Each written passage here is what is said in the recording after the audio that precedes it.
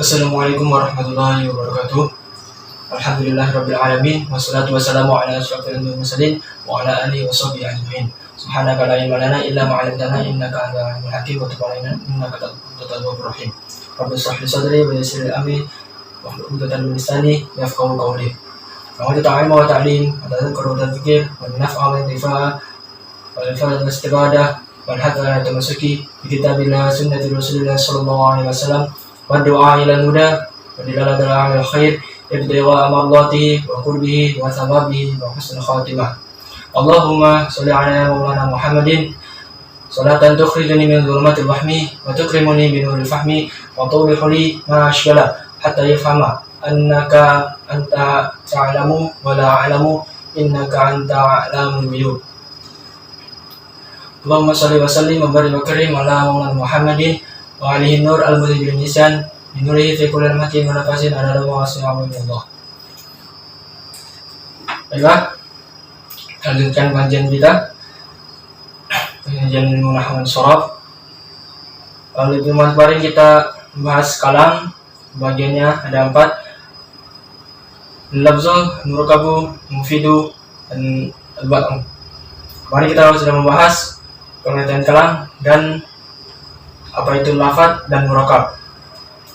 Dan pertemuan kali ini kita akan membahas sisanya, yaitu al-mufid dan al-wad. Al-mufid itu artinya adalah berfaedah atau mengandung arti, bisa juga diartikan dengan mengandung manfaat, mudah dipahami. Pengertiannya sebagai berikut: al-mufid huwa ma afada faedatan yahsunu sukutu minal mutakallimi wasami 'alaiha.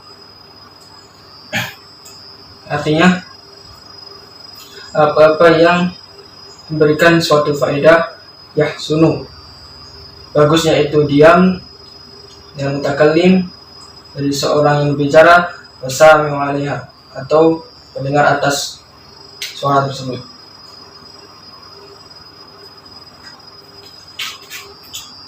Al-mufid ini artinya, sebagai penjelasan tadi, berfaedah. Jadi kemarin kita sudah bahas bahwasanya kalam itu harus lafaz, dilafadzkan mengandung huruf-huruf dari sebagian huruf hijaiyah, kemudian murakab tersusun dari 2 kalimat atau lebih, dan kemudian selanjutnya harus berfaedah, mengandung arti atau makna. Jadi kalau kita sedang mengucap, sudah terus menyusun kalimat sesuai dengan struktur susunan kalimat tersebut menjadi suatu kalimat yang utuh, kemudian harus berfaedah, harus mengandung arti. Maksudnya, kita mengucapkan suatu kalam tersebut, kita paham artinya dan orang lain juga paham artinya. Ada contoh di sini, ja'a zaidun. Ja'a zaidun. Sudah lafaz, kemudian murakab tersusun, kemudian mufid, berfaedah, ja'a zaidun. Apakah kita paham apa yang kita ucapkan? Ja'a zaidun. Zaid sudah datang. Kita tahu, orang lain juga tahu, Zaid sudah datang. Oh, Zaid berarti sudah datang. Itu artinya mufid faedah. Ada juga contoh yang kalimat yang tidak berfaedah, maksudnya kurang berfaedah atau kurang dimengerti. Di sini ada contohnya, in ja'a zaidun. Artinya, jika Zaid sudah datang. Kita mengucapkan in ja'a zaidun, jika Zaid sudah datang. Orang lain akan bertanya, jika Zaid sudah datang, jika Zaid sudah datang, lalu apa? Maka bertanya lagi. Itu yang disebut belum mufid.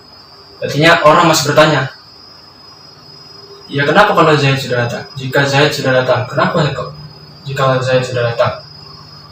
Maka orang akan bertanya lagi. Nah, jadi di sini mufid adalah berfaedah atau dapat dimengerti oleh orang lain, baik diri kita yang membicara ataupun orang lain, harus berfaedah. Oke. Dan syarat selanjutnya al-bad'u. Al-bad'u itu artinya disengaja. Definisinya sebagai berikut. Ini al-wad'u wal qasdu atau wad'u Arabiyah.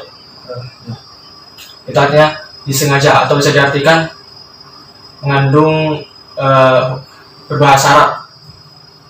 Jadi syarat yang keempat, yang terakhir ini harus dilafadzkan dengan sengaja. Jadi kalau sudah kita melafadzkan, sudah tersusun, kemudian orang lain dan kita sendiri juga paham apa yang kita ucapkan, kemudian harus disengaja. Maksudnya harus kehendak diri kita sendiri. Kita sadar ataupun kita melakukannya dengan sengaja. Jadi kita mengucapkan harus sesuai dengan kemauan kita atau kehendak kita. Jadi kalau kita misalnya mengucap tetapi kita dalam keadaan tidur, misalnya ngigau, lagi tidur, kemudian tiba-tiba bicara ja'a Zaidun, apakah itu termasuk kalam? Bukan, karena syarat terakhir tadi harus disengaja. Ya, al-wad'u artinya wal qasdu, disengaja. Jadi syarat terakhir tadi sudah mau dilafadzkan, tersusun, mengandung suatu arti atau bermakna, kemudian disengaja. Apakah orang yang tidur tadi mengucapkan ja'a Zaidun? Sudah lafadz, diucapkan, mengandung sebagian huruf-huruf hijaiyah, murakab, tersusun, kalimat sudah tersusun, kata-kata yang diucapkan tadi sudah tersusun, 2 kalimat. Al-mufid, mengandung arti atau bermakna. Perkataan tadi sudah bermakna, mengandung arti. Nah, di sini juga al-mufidnya juga belum bisa dikatakan mufid. Kata-kata orang ngigau tadi belum dikatakan sebagai mufid, karena kenapa? Karena mufid tadi dijelaskan baik kita sendiri mengerti apa yang kita ucapkan dan orang lain juga mengerti apa yang kita ucapkan. Tadi orang ngigau tadi mengucapkan ja'a Zaidun, dia tertidur. Dalam pikirannya dia tidur, dia mimpi. Bahkan mimpinya kadang tidak sesuai dengan apa yang diucapkan, dia mengigaukan tadi. Ya, dia sendiri tidak tahu, tapi orang lain tahu, tapi tidak tahu maksudnya kenapa. Nah, itu belum berfaedah atau belum mufid. Dan terakhir juga belum dikatakan al-wad'u, disengaja. Karena tadi apa? Tidak sengaja. Kenapa? Karena kalau kita berucap pada saat tidur, itu sama saja kita tidak mengetahui apa yang kita lakukan. Itu. Dan juga al-wad'u ada kata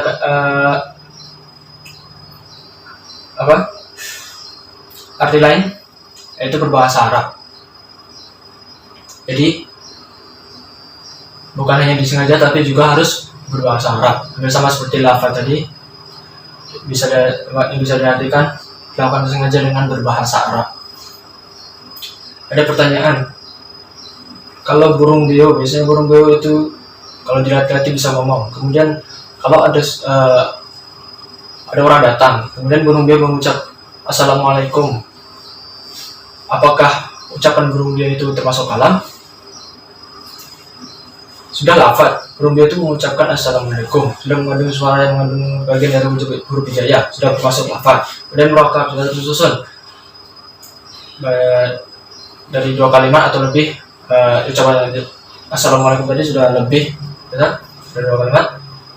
Kemudian mufid, berfaedah juga, tapi perlu diartikan lagi, sama seperti orang minggu tadi, berfaedah. Kita yang mendengar paham, tapi apakah burung beo itu paham apa yang burung beo itu ucapkan? Tidak, dia burung cuma bisa mengucap aja. Dia tidak tahu apa yang dia ucapkan, kan? Assalamualaikum, cuma assalamualaikum.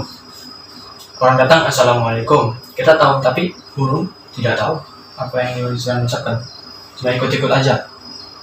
Dan yang terakhir, wad'u diucapkan dengan sengaja, tapi itu hewan ya.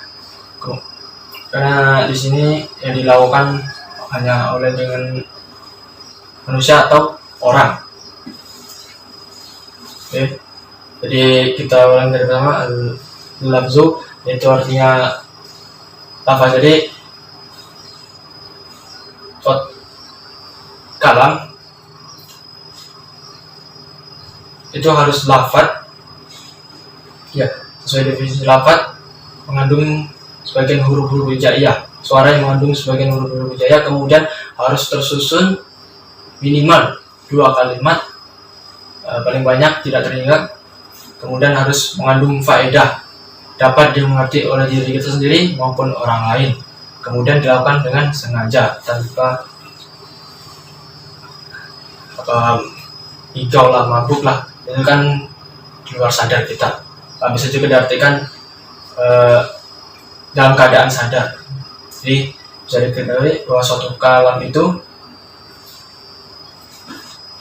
adalah suatu ucapan yang kalau ucapan itu kita berbicara, yang mana kita berbicara itu ada huruf-huruf hijaiyah atau bisa disimpulkan bahasa Arab, kemudian sudah tersusun sesuai dengan strukturnya dan juga dapat kita mengerti, mengandung faedah untuk orang lain dan diri kita sendiri, kemudian kita melafadzkannya dengan sengaja, dengan sadar. Oke, begitu simpelnya. Sekian dikit-dikit. Segmen berikutnya kita akan masuk ke barisan di bawahnya, yaitu bagian kalam ya. Ini syarat-syarat suatu kalam. Setelah ke pelajaran selanjutnya kita akan membahas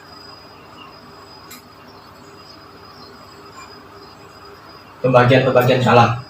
Dan cukup sekian, mudah-mudahan bermanfaat, bisa dipahami. Yang kurang paham ditanyakan. Assalamualaikum warahmatullahi wabarakatuh.